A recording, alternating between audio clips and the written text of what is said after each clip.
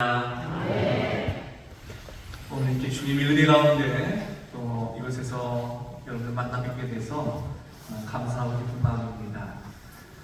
21일 동안 또 저녁 때 나오셔서 기도를 한 것이 결코 쉽지 않은 것인데 벌써 절반은 지난 것 같죠?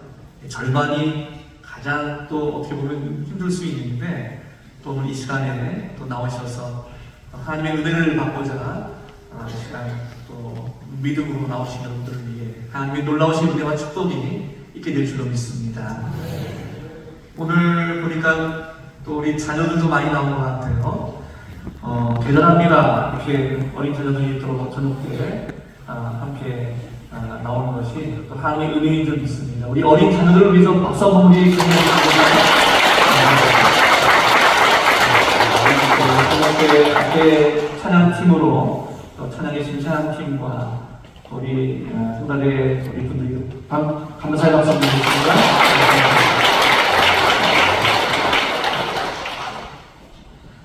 저는 충북 청주에 있는 동문교회 담임 목사 이선우 목사입니다.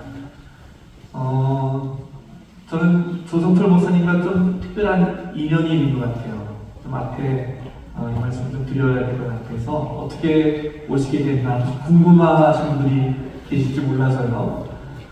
조성철 목사님하고 저는 오래전에 신혼 때죠. 조성철 목사님도 부모님과 신혼 때, 저도 신혼 때 서울에 가까이 서로 교회에서 사역하고 있었습니다.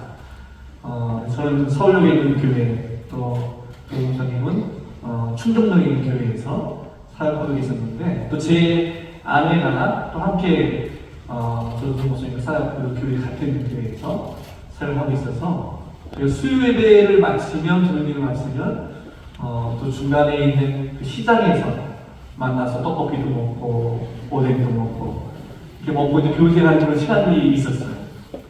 그 후에 이제 조성철 목사님은 캐나다에 유학을 가셨고 캐나다 유학한 그곳에서 목사님이 또 사역을 하셨는데 그 사역했던 교회의 담임 목사님이 이제 한국에 후에 이제 나중에 한국에 있는 청주에 있는 교회로 부임하실 때 조성철 목사님이 저희 부부를 소개하셨어요.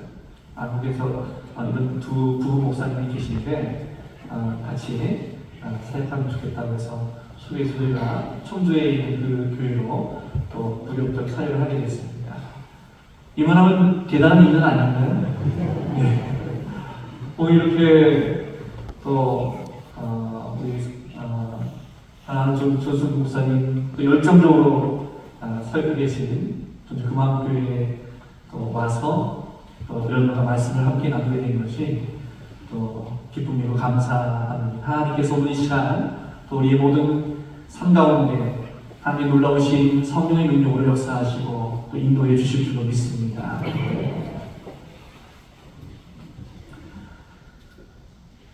지금 우리 주변에서 일어나고 있는 일들은 사실 전혀 무관하고 상관없는 것이 아니라 우리의 신앙과 아주 밀접한 관계가 있습니다.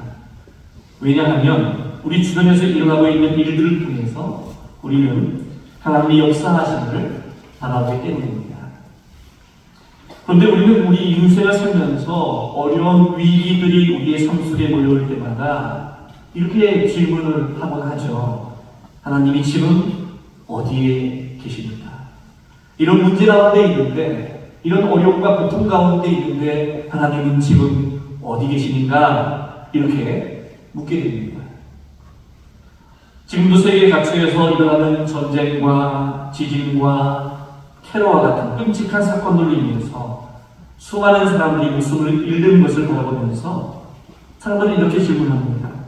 하나님은 도대체 어디에 계십니까? 하나님이 계시다면 과연 이렇게 될 수 있는가? 여러분, 우리가 고통당할 때 하나님은 과연 어디에 계시고 인간의 비극 속에 하나님은 어디 계신가? 이것은 인류가 이 세상에 존재한 이유로 계속 물어봤던 질문입니다. 하나님은 어디에 계십니까? 인간들이 하나님께 가까이 가는 것이 우리 인생의 행복과 생명의 길이라고 믿어왔습니다.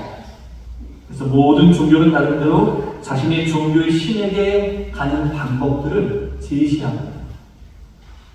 유대인에게 있어서 하나님께 가까이 가는 방법, 경건에 세 가지 요소가 있습니다. 그것은 바로 구제와 기도와 금식입니다. 구제와 기도와 금식. 오늘 예수님께서 마태복음 6장의 산상수훈에서 다루고 계신 바로 그 주제는 유대인들에게 있어서 하나님께 가까이 가는 방법, 그 방법에 대한 예수님의 해석과 예수님의 대답이 들어가 있는 말씀입니다. 이 세 가지 가르침에 있어서 예수님이 어떻게 구제할 것이냐, 어떻게 기도해야 하는가, 어떻게 금식하는 것이 옳은가에 대해서 말씀하실 때 이 세 가지를 관통하고 있는 것 한 가지 가르침이 무엇이냐면 오늘 말씀에서도 계속 나오고 있는 부분입니다. 그것은 은밀한 중에 보시는 아버지, 은밀한 중에 보시는 아버지라고 하는 문구입니다. 오늘 말씀 가운데 우리 6절 말씀이 있는데요. 마태복음 6장 6절 말씀을 우리 같이 한번 한 목소리로 같이 읽어보겠습니다. 너는 기도할 때에 내 골방에 들어가 문을 닫고 은밀한 중에 계신 내 아버지께 기도하라. 은밀한 중에 보시는 내 아버지께서 갚으시리라. 아멘. 은밀한 중에 보시는 내 아버지. 여기서 은밀한 중에라는 말을 다른 말로 바꿔 표현하면 숨어서라는 말로 바꿔 말할 수 있습니다. 숨어서 보시는 아버지. 우리의 기도도 숨어서 보시는 아버지가 들으시고 우리의 살아가는 것도 숨어서 보시는 아버지가 보신다는 거예요.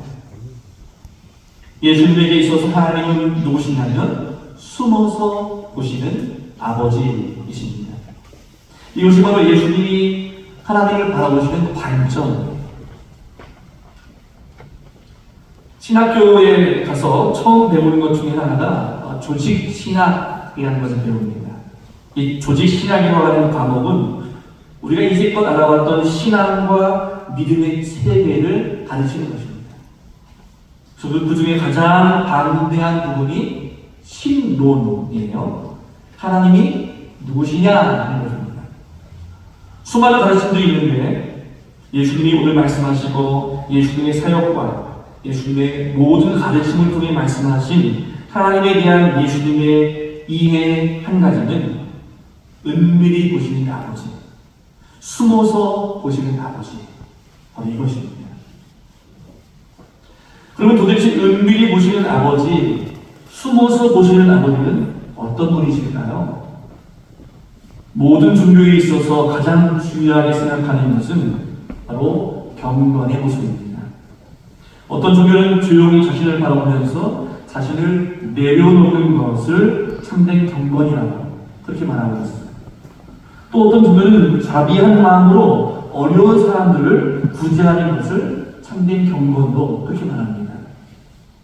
그런데 우리 예수님께서는 참된 경건에 대해서 말씀하시면서 이 숨어 계신 아버지를 만나는 것이 경건이라고 말씀하십니다.